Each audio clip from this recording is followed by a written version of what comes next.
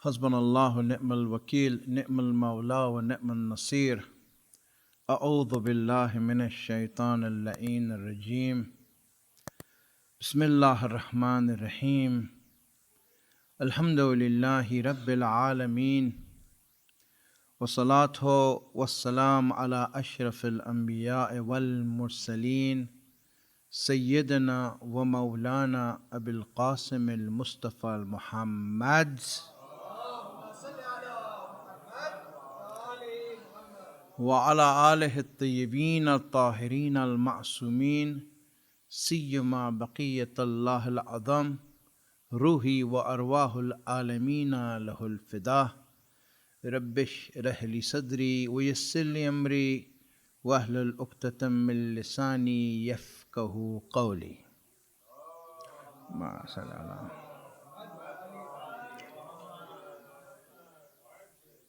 For different reasons,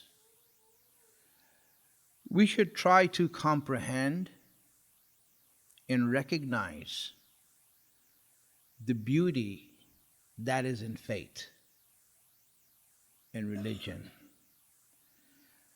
and the beauty and attraction of Islam, of faith.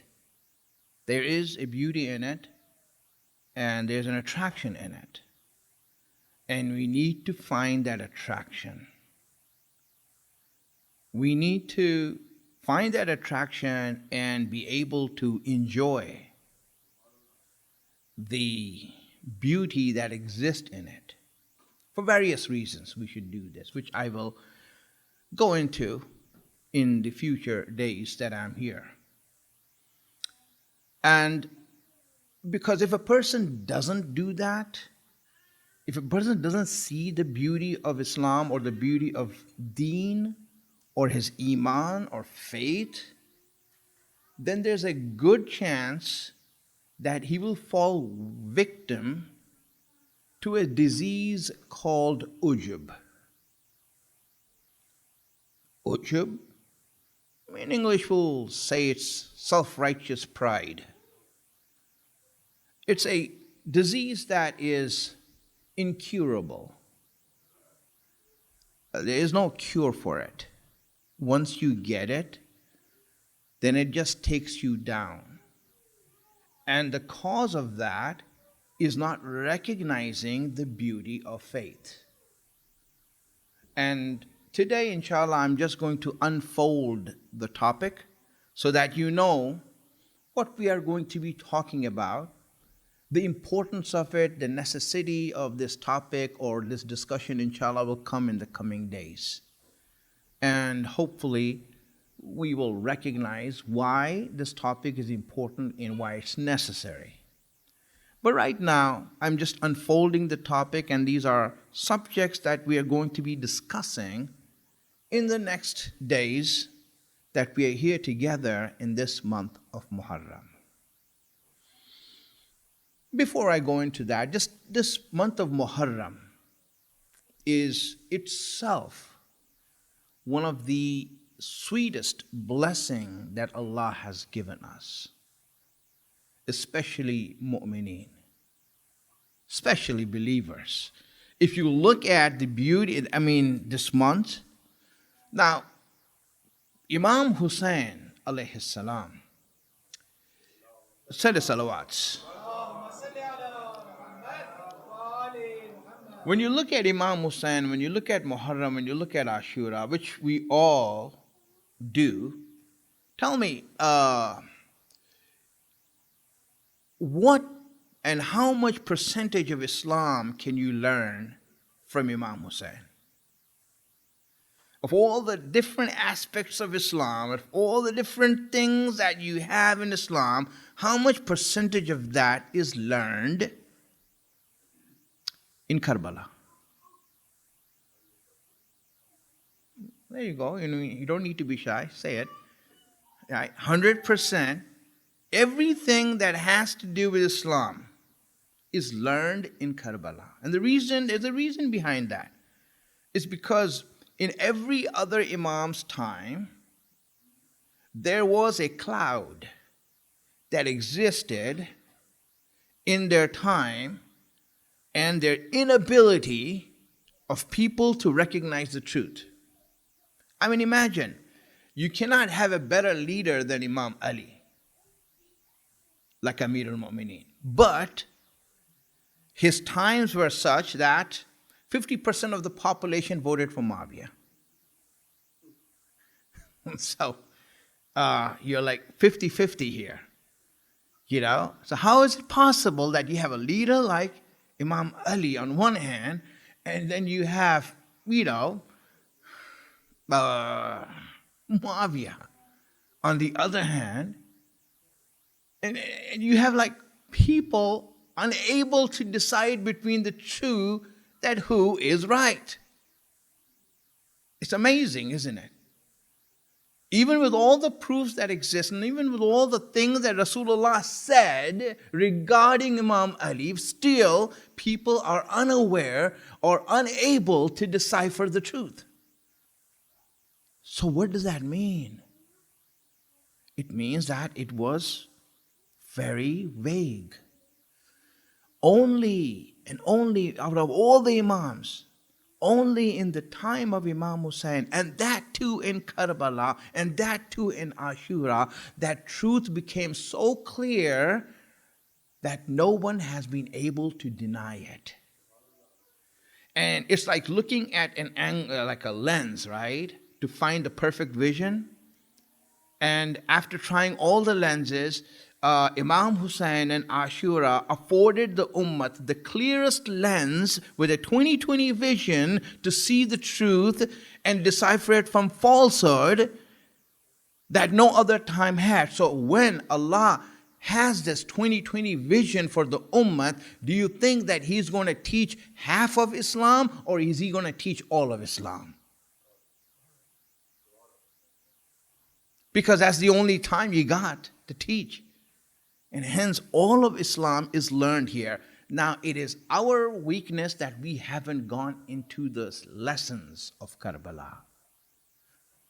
It's like, for example, we are still stuck in first grade with the lessons. It's always the same thing. And inshallah, that will come. As I said, all of these things I'm raising up because you will see it's going to come up.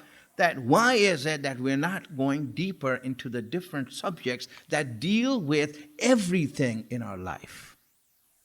And this is what's important right now. So one of the things that happens when we don't recognize the beauty of Islam and the beauty of faith and how attractive it is that we get ujub.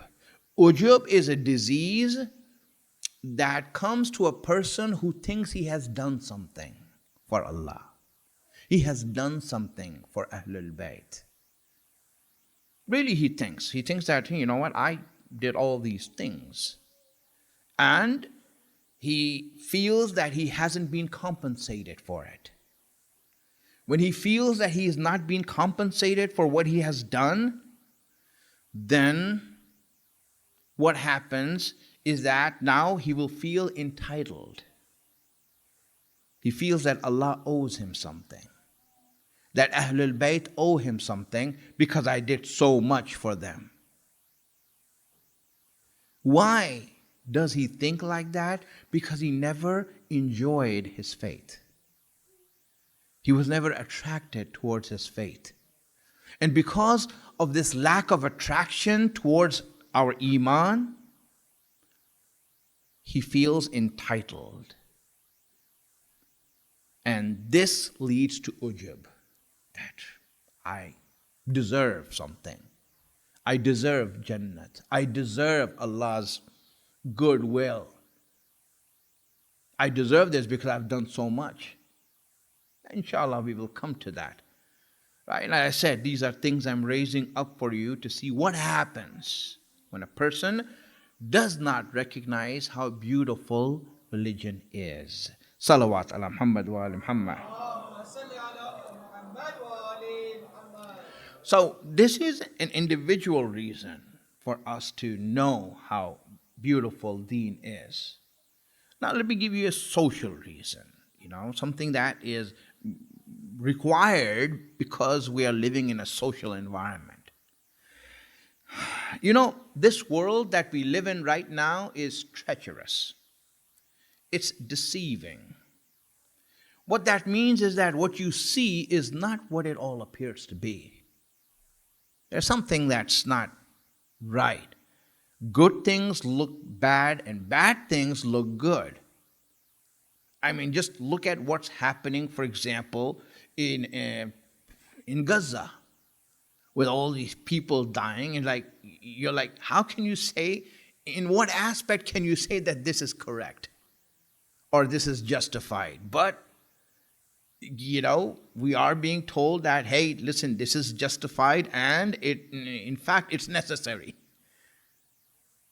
You see, happens, right? I mean, how is it possible like that? So we're living in a time where good is evil and evil is good. Or it appears to be like that. But this is something that Shaitan has claimed that he's going to do. He has claimed that he's going to make evil appear as good. Let me read that in the Quran for you. Here, this ayat says, لَأُزَيِّنَنَّ لَهُمْ, I will make evil look beautiful for them. I will beautify evil. I will make it look good. I will make evil go through a beauty salon and put all the right makeup on it, so that when you see evil, evil is going to come out stunning and attractive. And here you are looking at something that should be ugly, it should be evil, but Shaitan is saying, no, I will make it look good to them. I will make it look good to them, so much that they fall in love with it. So Shaitan is saying that he's going to make dunya look good. He's going to make the people of dunya look good. So when you look at the people of dunya, you're like, look at them, how much fun they're having. You know, how much are they enjoying? Now when you come to, for example, a weapon like that Shaitan is using, how do you combat it? How do you deal with it now? This is something old, it's not something new, but it is like really, you know, you can actually see it happening nowadays. How can you combat this sort of weaponization of beauty and attraction? Your youngsters are looking at the other side, having parties, having a good time, and then when they come here, or when they come to this side, it's like boring. It's boring. Sometimes, you know, in the faces of people who sit, really, my friends, this is something, you know, even though we are in Muharram here, but a mu'min, his joy should be on his face. He should be smiling, because he has something that he should smile for. Why is it that, like, it happened one time? I was a youngster in Chicago, and there was this sort of conference where we had these Maulanas who came to give speeches, and one after another they're giving speeches, right? So what happened, I was young, I didn't know, but one of the Iranian brothers, you know, was there, you know, just looked at one of the Maulanas, and he was like looking upset, you know, like angry, right? He came to us and said, why is he angry for? I said, I don't know, brother. Maybe he couldn't pay his bills. I don't know what the reason is. You go and find out, you know. So he did go and find out. He says, why are you angry for? Are you okay? Are you angry? You look angry and all that. And then, you know, the Maulana gave him a few choice words, you know, to listen to.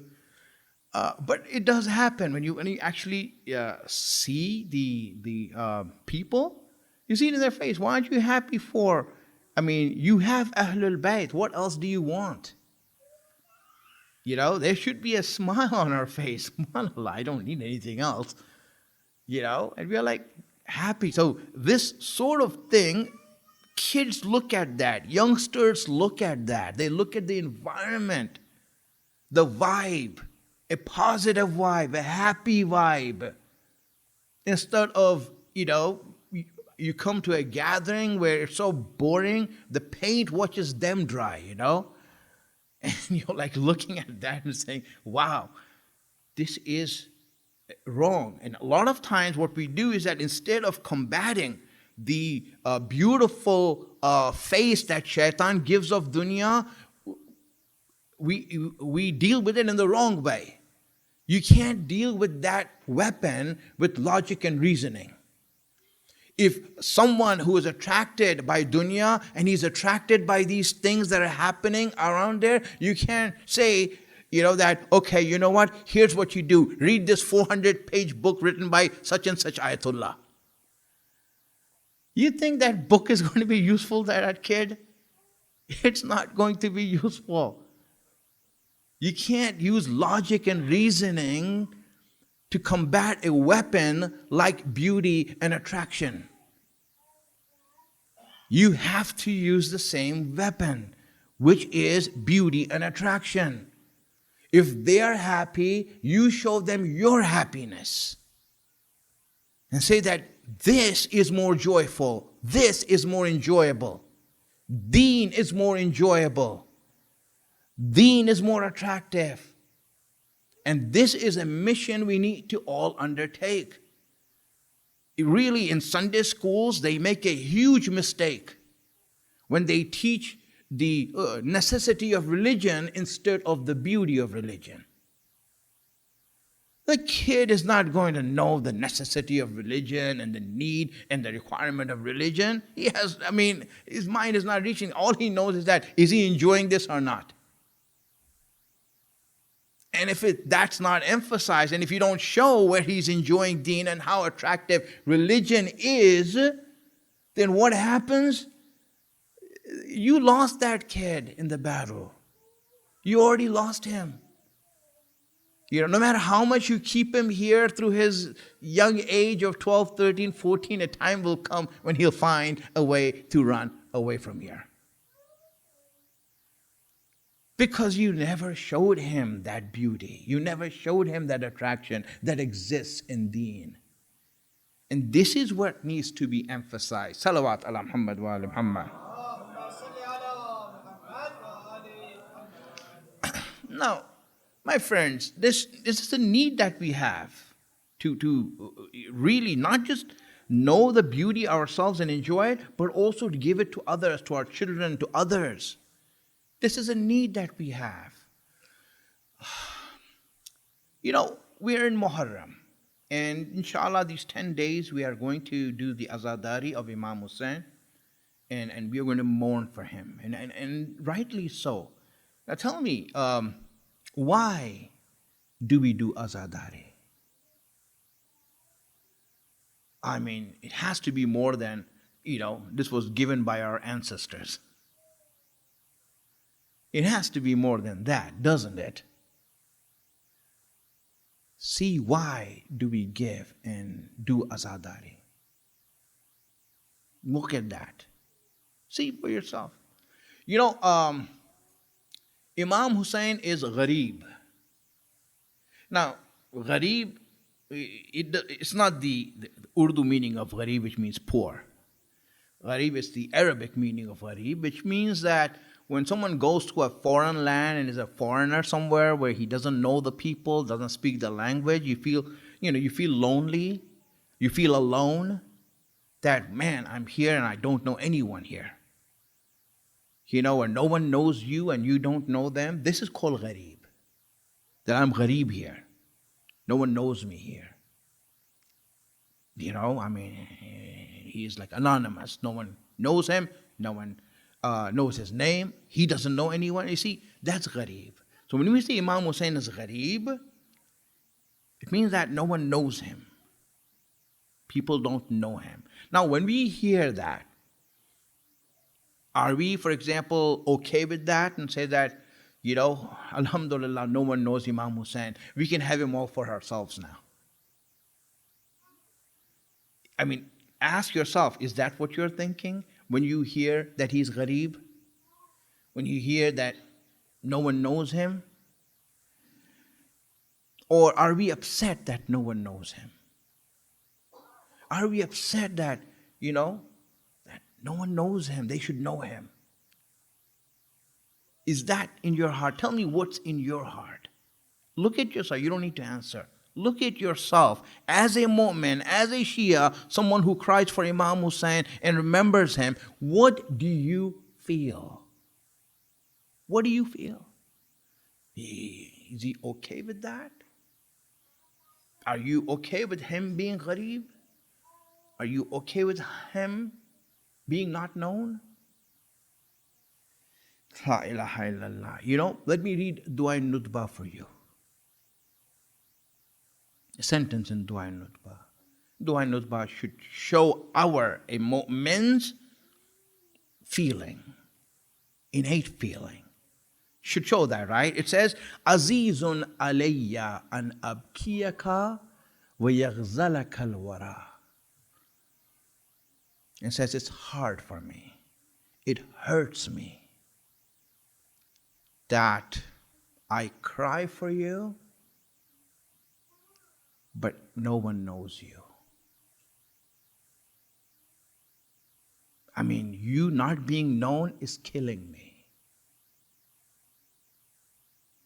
I recognize you as a treasure. Why is it that people don't recognize this treasure? I recognize you as salvation. Why is it that people don't have you? They should know you also. You see, this, my friends, is the feeling of a mu'min when he looks at Imam Hussein as being gharib. Yes. And for us to have this feeling and to let others know about Hussein, this feeling of letting others know about Hussein, this starts from recognizing the beauty of deen and faith. If you don't know the beauty of faith, if you haven't yet found attraction in faith, if you haven't found enjoyment in your religion and your practice of your religion, then why would you want to share it with others? You won't share it with others because you have nothing that you can be proud of. You have nothing to show. You have nothing to show. It's for example, when you want to show and tell others, it's something you're excited about. But when you're not excited about it, why would you say to others? So it is incumbent upon us to see religion and faith as beautiful and start enjoying it. Salawat ala Muhammad wa ala Muhammad. Everyone should submit to it, to the beauty of religion. Everyone must submit to that and say that, yes, this is beautiful. This is where the charm is, the appeal. You need to know that. Then we need to talk about its attraction. And we talk about it.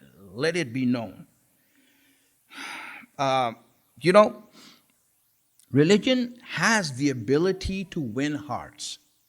Logic and reasoning doesn't. No matter how many books you print, no matter how many Islamic books you have of philosophy and reasoning and ideology and aqaid and all these things, those are not things that make people change.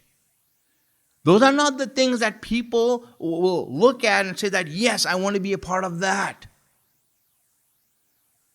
Look in Mubahala what happened. You see in Mubahala what happened? Which argument of Allah worked on the Christians? Which argument of Allah worked on the Christians? He said all the logical arguments, ayat after ayat came down trying to tell them, listen, 1 is better than 3. Whatever, Allah is giving them logical arguments. Did it work on those Christians? It didn't. So then Allah says, you know what? Let me bring you a weapon that I have that is so beautiful that when you look at it, you are going to submit. And that weapon that he brought out that is in its core beautiful was Ahlul Bayt.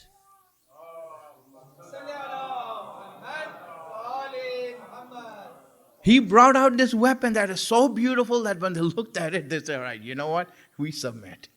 We can't have anything like that. We don't have anything like that. We can't fight with that. This was beauty that he brought forward. That beauty of Islam, beauty of deen, it's there. Ahlul Bayt being the core of religion. Salawat ala Muhammad wa ali Muhammad. So my friends, Islam is beautiful itself. And it has the ability to win the hearts of people and become the heart, that will attract people to come here.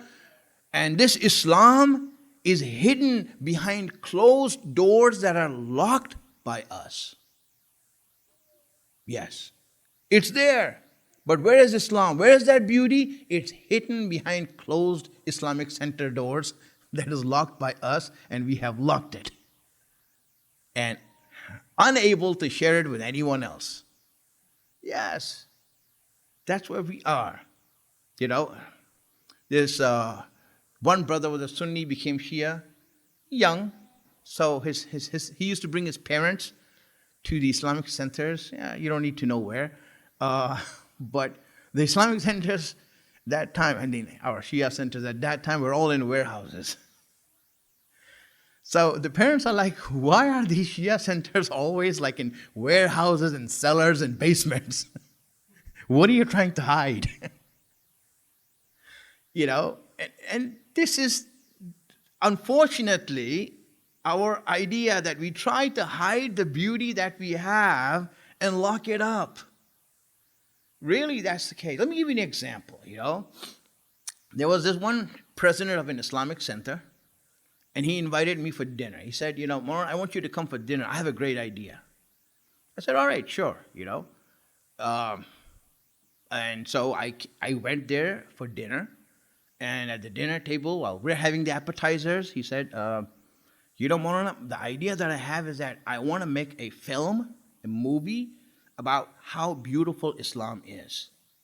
We can show them the Islamic arts and things that we have that are beautiful and how peaceful Islam is. So that's a great idea, That's a great idea. I'm eating appetizers, And then I want to invite the neighbors around the Islamic center and show it to them. And then I was like, okay, I said, there's a danger in that, right? And he was like, what's the danger, Maulana? He said, there's a danger that these people might become Muslim.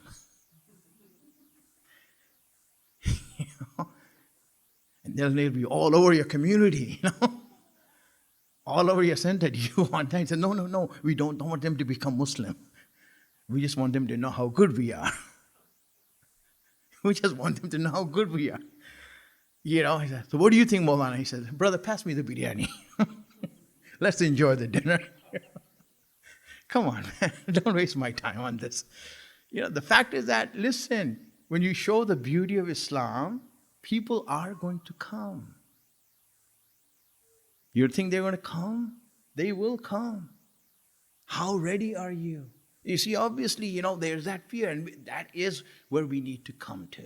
Let's read a hadith from Imam Ali alayhi salam. My friends, Imam Ali says, Al-mu'min gharizatuhun nos. It means that a mu'min, his core, his inner being is nasihat. You know what nasihat means? Nasihat means that someone who wishes well for others. Someone who wants to do good towards others. A believer doing good to others is in his core. When he sees someone suffering, he has to do something about it. That's his DNA. His DNA is to do good and to be helpful for others. to wish well for others. He can never wish them bad. This is a mu'min. When you see a mu'min, that's what he is about. You can't go against that. When you see someone who doesn't know Imam Hussein, you feel that, wow, he needs to know. He doesn't know what a treasure he's missing. Do something to let him know. This comes from that. Al-mu'min gharizatuhu nos. It comes from that. I want to make them known. I can't just live here alone and them not knowing it.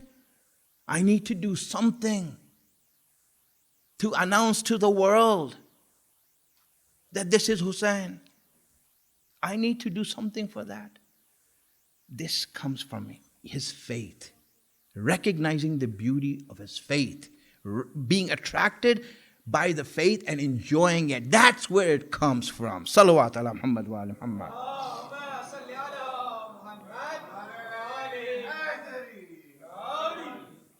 Subhanallah. Well, the main theme is religion is beautiful.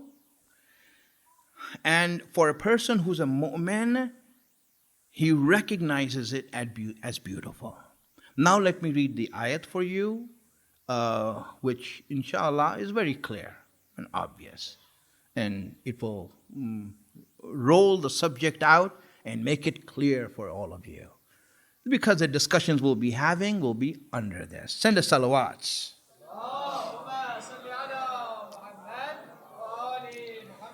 This is in Surah Hujurat, ayat number 7, for those who want to follow along. It says, وَلَكِنَّ اللَّهَ حَبَّبَ إِلَيْكُمُ الْإِيمَانِ وَزَيَّنَهُ فِي قُلُوبِكُمْ.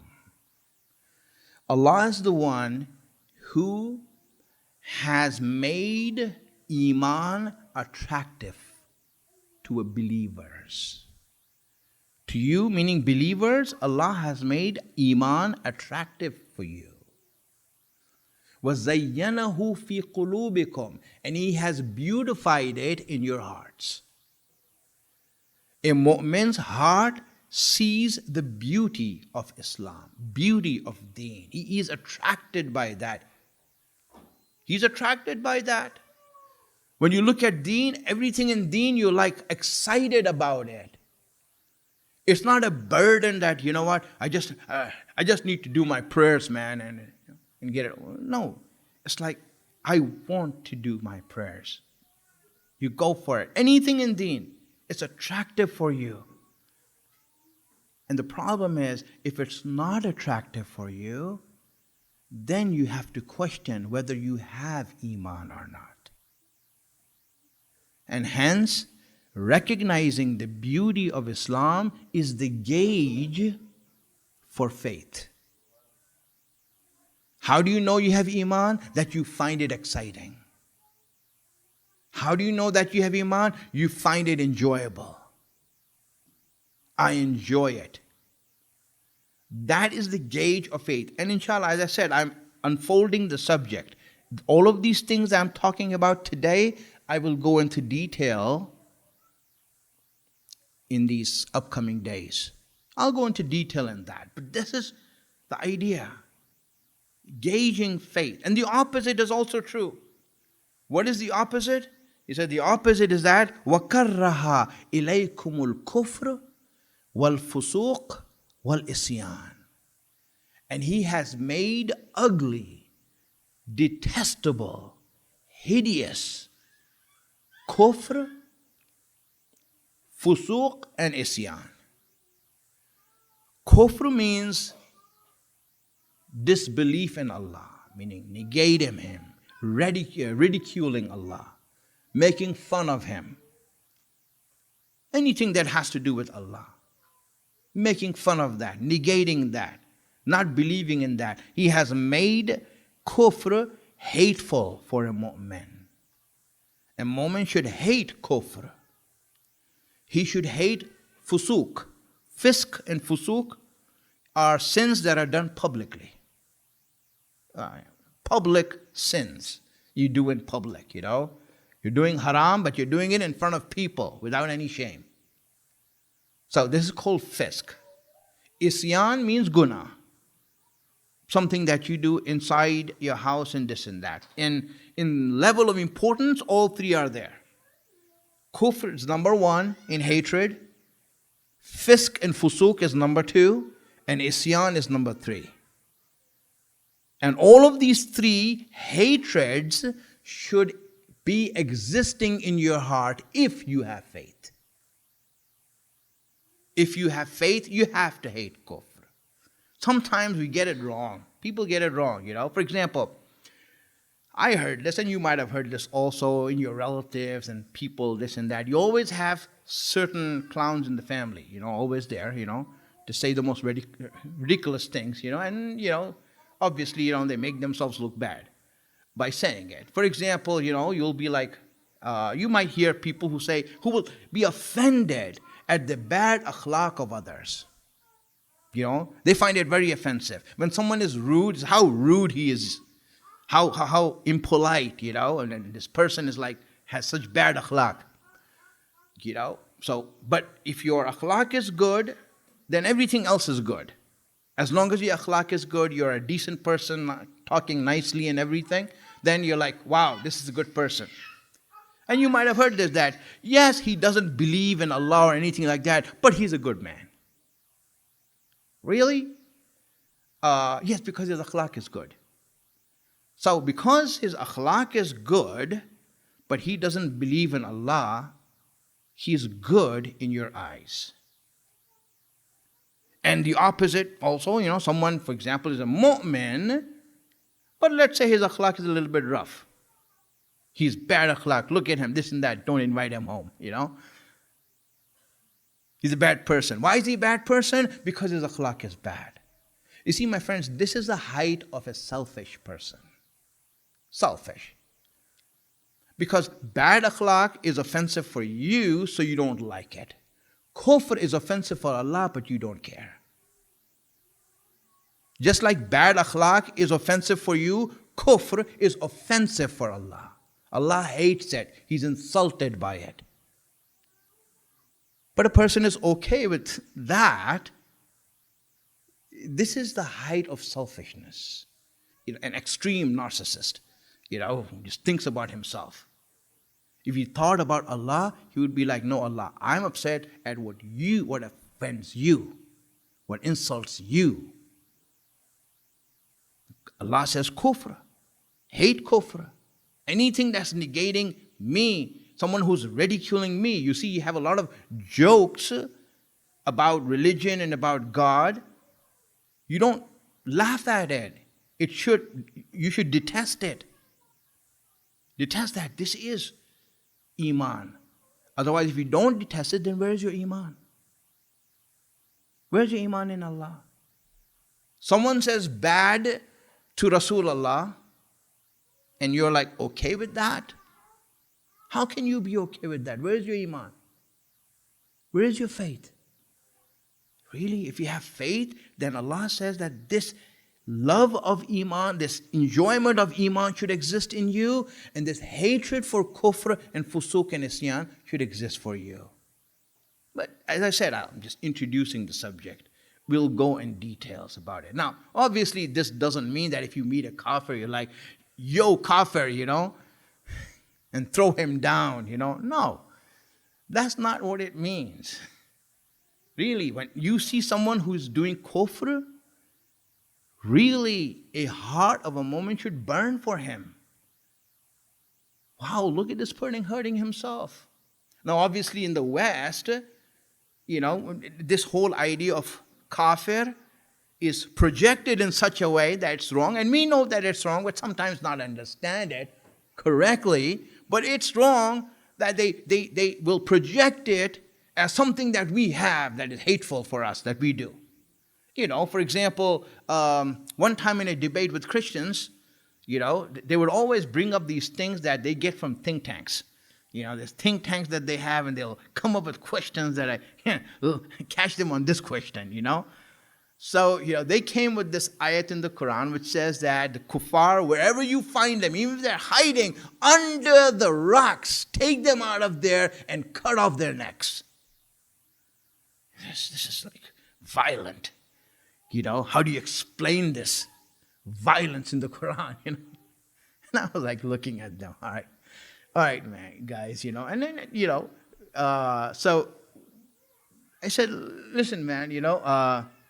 This ayat is talking about terrorists, criminals who are terrorizing people, killing innocent people in society, and destroying the fabric of society.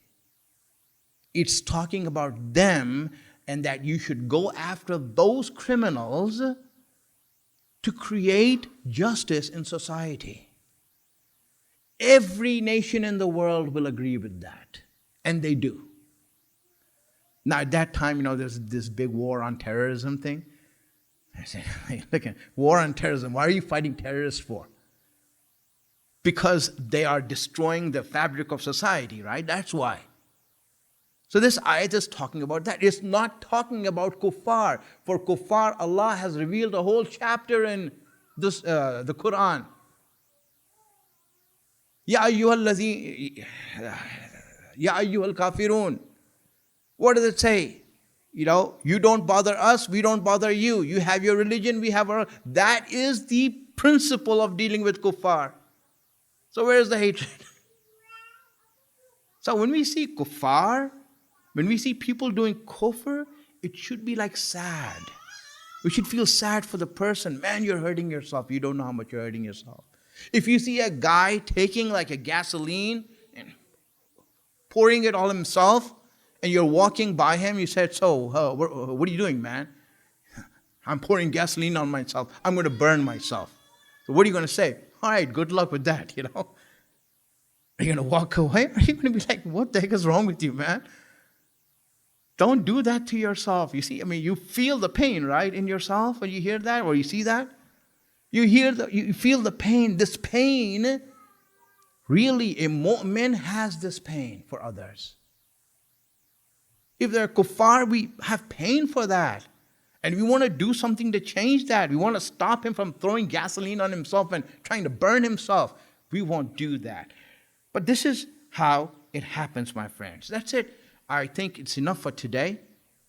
I just wanted to open up the subject here. But let me read a hadith from Rasulullah. That's really amazing, in this regard, how bad kufr is, as opposed to even sin. Kufr, the opposite of that is shukr. You have shukran in ni'mat, you have kufran in ni'mat. Kufr is from ungratefulness. Shukr is from gratefulness. Shukr is grateful. So this hadith, in which Rasulullah says that I am more afraid from you people, I am more afraid of your ingratitude, your lack of shukr, then I'm afraid of your guna. Guna can be forgiven, but this ingratitude, this kufr to Allah, I'm afraid of that. My friends, shukr is something we need to do. And we have it all wrong sometimes. When we look at, I take groups for Hajj. So in Hajj, you see that people have the wrong concept of Hajj. They have the wrong concept of Hajj. For example, what is the one thing that I've heard from every Haji who came back, and they have advised you if you want to go for Hajj. You remember, there's one thing that you need in Hajj more than anything else. What is that? Oh, how hard, but what do you need in that case, You know that. Sabr, very good, sabr. Everyone says, sabr, that's what you need, sabr. And when the Hajis come and I tell them, listen, the one thing that you should not have here is sabr. You should not have here sabr. Really, it's like that. Like for example, if you invite me for lunch, it's not like I'm throwing it out for you to do that. But let's say you invite me for lunch and I come to your house and you prepare a meal for me and this and that. I'm your guest here, right? I'm your guest here and this and that. And you ask me somehow, Maulana, how's the food? I'm doing sabr. How would you feel? What? You're doing sabr? What's wrong? I mean, you feel offended, right? What do you mean you're doing sabr? My friends, we're the guest of Allah. It's Allah who's dishing out everything in Hajj. And how in the world are we saying that we are doing sabr? Hajj is not the place for sabr. It's the place for shukr. It's the place for shukr. Allah, thank you for this. If this wasn't the best thing for me, you wouldn't have given it to me. You are the host. You're the host. I'm nothing here. Yes, that's it, my friends. When this beauty comes in front of you, you should be mesmerized by it. Really, there's no other place. I mean, really, one of the things that Allah has given as a beauty to religion is Imam Hussein. Tell me how much you enjoy your relationship with Imam Hussein. Tell me how much you enjoy it. You know it. Subhanallah. You know, this old Christian lady was sitting in her tent all alone. It was hot. There was famine, no water. The tent was in no man's land, in the desert. And she heard a caravan, bells of a caravan come closer. She thought that it's my son. Maybe he came earlier than he was supposed to. So she waited there, and the leader of the caravan came inside the tent and asked her, "Lady, what are you doing here?" She said, I live with my son and daughter-in-law, and I'm living my life, living the days of my life here. She said, but this famine, lack of water is killing. So the man took his staff and hit it on this rock, and water started gushing out of the rock. Water started gushing out of the rock, and he told her, ask your son to join me. The lady said, who are you? He says, my name is Hussein.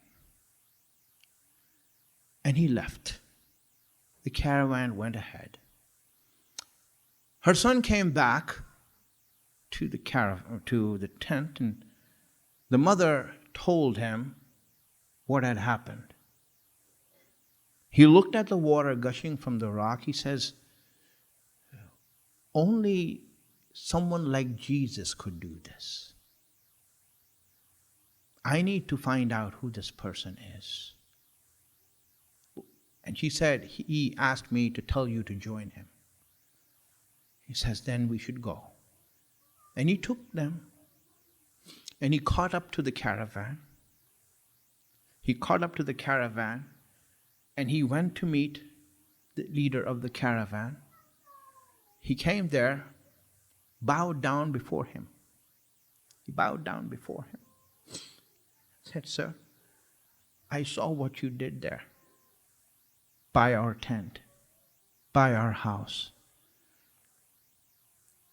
And I wanted to see if you match what you have done. Hussein asked, so what did you find? He said, I found something better. I found something better. One look of Imam Hussein changed him. He became Muslim. He became Muslim. Hussein said, now you stay with me. I want you to stay with me. My friends, when a person recognizes beauty, Imam wants him to be with him. Come, I want you to be here. I want you to be here. This Christian man, his name was Wahab. And he stayed. He said to his mother and his wife that we are going to stay with this caravan. The wife asked, what is this caravan? He says, this is a caravan of light. This is a caravan of love. That's all I saw here. Let me show it to you. So he took out his wife and he showed her a young girl. He says, look at that girl who's sitting on the shoulders of her uncle. You see her? Whenever that girl laughs, whenever she laughs and smiles, the whole caravan lights up. They look at this girl and she's like the heart of this caravan. Whenever she smiles, I saw that everyone around just lights up when she starts laughing. You know, then you see that cradle there. There's a boy in that cradle. And whenever his father looks at him and he looks back at his father and smiles, there is an energy that goes through this caravan. And you see that young man standing by the tents over there, this is the son of Hussein, who is guarding these tents and looking after the woman. And that man that you see where the girl is, this is Abbas, this is Zainab's support. Zainab is the daughter of Fatima and Ali. He's describing the caravan for his wife to show them, this is where we are. This is where we are. My friends, this is the caravan. When you join this caravan, it is different. There's light in it. And it's going to be 10 days from now. But Wahab wouldn't be there to see it. But his wife would be there to see what will happen to that young girl when her dress is going to catch on fire. Her abba is going to catch on fire and she will roll on the ground trying to put out that fire. Imam Hussein, when he came to Karbala and he camped in Karbala, he put the tents in the place. He just looked at the battlefield. He just looked at the ground, the empty ground that's there right now. He couldn't help it. But there was these emotions that were overwhelming Imam Hussein. So he called for Zainab. He says, Zainab, come here. Let me show you some things. You will need to know these things.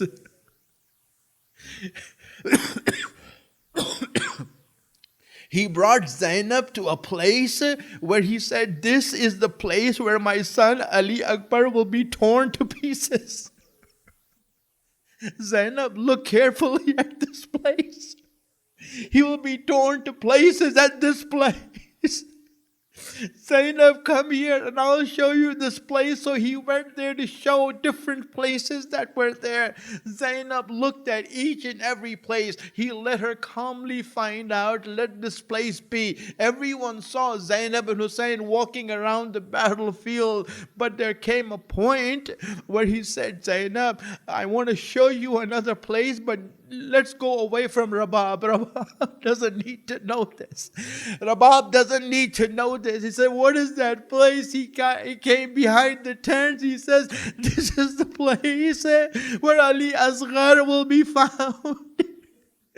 There will be 5 spears buried in his little tiny structure, his body. 5 spears will be struck in there. When Rabab will look at it, she will see 5 spears buried in the body of her little son.